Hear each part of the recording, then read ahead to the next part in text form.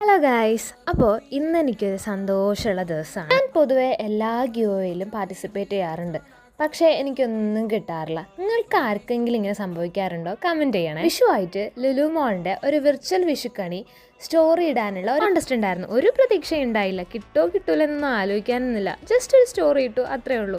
പിന്നെ ഒരാഴ്ച കഴിഞ്ഞപ്പോഴത്തേക്കും 100 ലക്കി വിന്നേഴ്സിൽ നിങ്ങൾ സെലക്ട് ആയെന്ന് പറഞ്ഞ ഒരു മെസ്സേജ് അവരുടെ ആ ഗിഫ്റ്റ് പോയി കളക്ട് ചെയ്യാൻ പറഞ്ഞിട്ടുണ്ടായിരുന്നു. അപ്പോൾ പോയി കളക്ട് ചെയ്തപ്പോഴാണെങ്കിൽ ഇതേ 3 വൗച്ചേഴ്സ് അങ്ങനെയൊക്കെ എനിക്ക് കിട്ടുന്നത് ഫസ്റ്റ് ടൈം ആട്ടോ. അതിൻ്റെ ഹാപ്പിനെസ് എനിക്ക് ഭയങ്കരമായിട്ട്. എനിക്ക് കുറച്ച് സാധനങ്ങൾ മേടിക്കാനുണ്ടായിരുന്നുകൊണ്ട് ഞാനൊന്ന് ഹൈപ്പറിൽ കയറി ഇറങ്ങിയപ്പോഴത്തേക്ക് ഒരു 1.5 മണിക്കൂറും കഴിഞ്ഞു. കയ്യിൽ നിന്ന് ഒരു 1000-1500 പൊട്ടുകയും ചെയ്തു. അപ്പോൾ സമയം ഒരു 10 മണിയെങ്കിലും ആയിട്ടുണ്ടാവും. എനിക്കാണെങ്കിൽ ഒടുക്കത്തെ വിശപ്പും.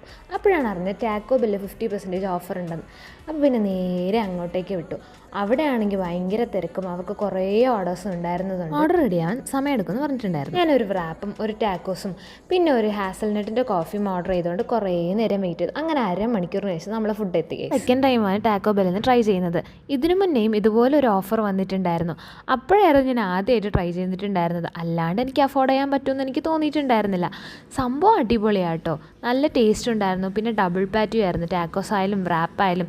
പിന്നെ കോഫി ഭയങ്കര സ്ട്രോങ് ആയിട്ട് ഇഷ്ടപ്പെടുന്നവർക്ക് ഈ ഹാസൽനട്ട് കോഫി ഉറപ്പായിട്ടും ഇഷ്ടമാവും. നിങ്ങളും ട്രൈ ചെയ്ത് നോക്കുക.